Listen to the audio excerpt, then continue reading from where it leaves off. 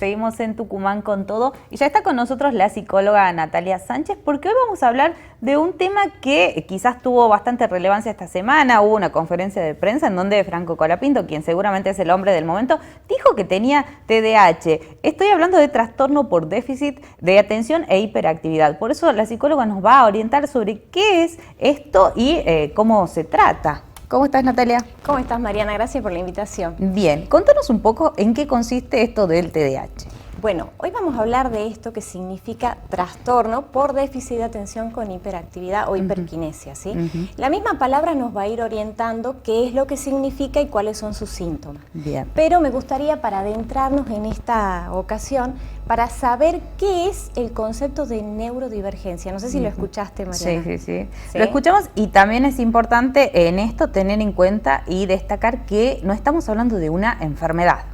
Exacto, estamos hablando de una condición neurodivergente, por eso es importante la palabra. ¿Y qué se entiende por esta neurodivergencia? Se entiende lo que es la variabilidad de los procesos mentales.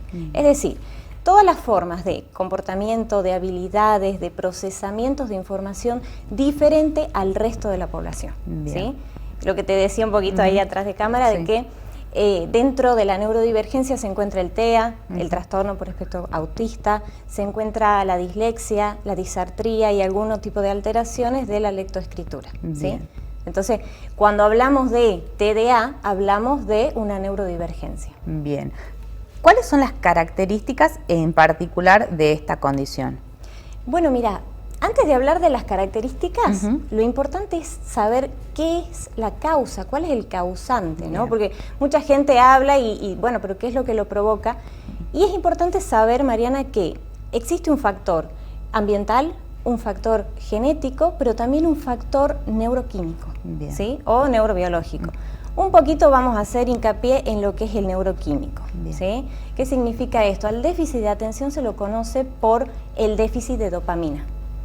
Entonces es importante saber que para tratar este tema, que es más que nada una desregulación de la dopamina, de la adrenalina, nosotros entendemos que la dopamina es importante y esencial para lo que es la atención y la concentración. Si por ahí yo no me estoy concentrando o prestando mucha atención, puede haber un déficit de dopamina.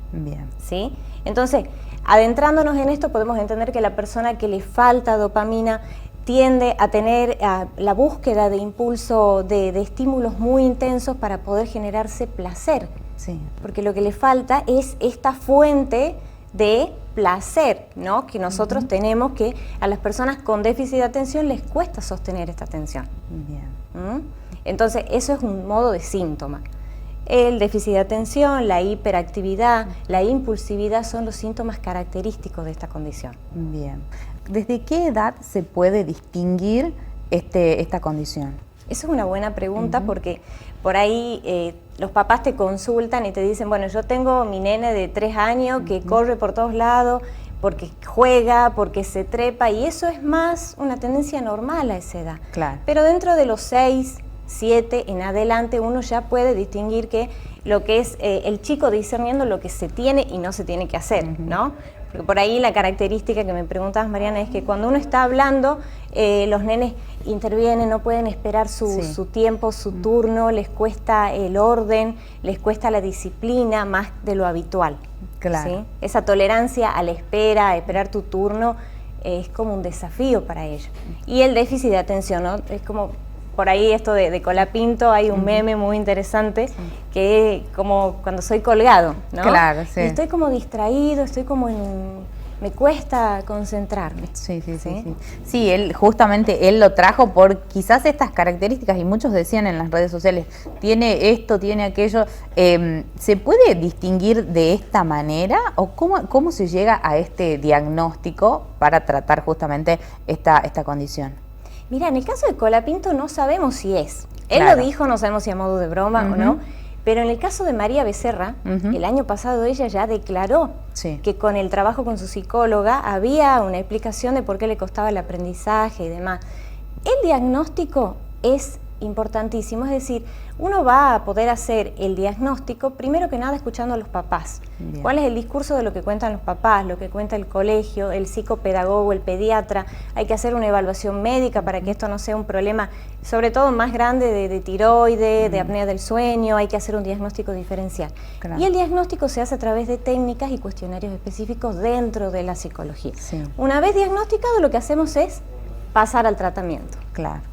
En la actualidad es como que este tipo de condiciones se observan quizás hasta en personas adultas. Anteriormente no se trabajaba buscando quizás respuestas a ciertas situaciones.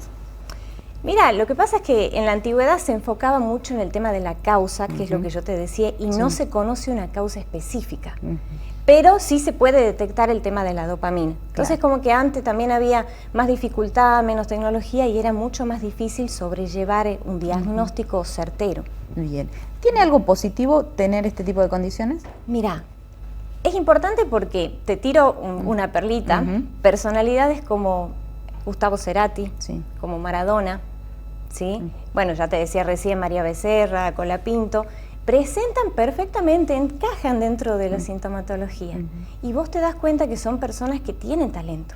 Entonces es muy importante ver que está bien, el trastorno de déficit de atención tiene dificultad para concentrarse, es una persona muy impulsiva, por lo tanto hay que controlar los factores de riesgo, como en el caso de Maradona o Cerati, de caer en adicciones. Por eso es muy importante encauzar, contener, ¿sí?, bien a esta persona, a este neurodivergente, para poder encauzarlo hacia la parte más talentosa. Claro. Porque tienen mucha empatía, son muy originales, tienen mucha imaginación, tienen una atención muy buena, una atención multifocal, ¿sí? Como les cuesta centrarse en un solo foco, pueden centrarse en varias cosas a la vez.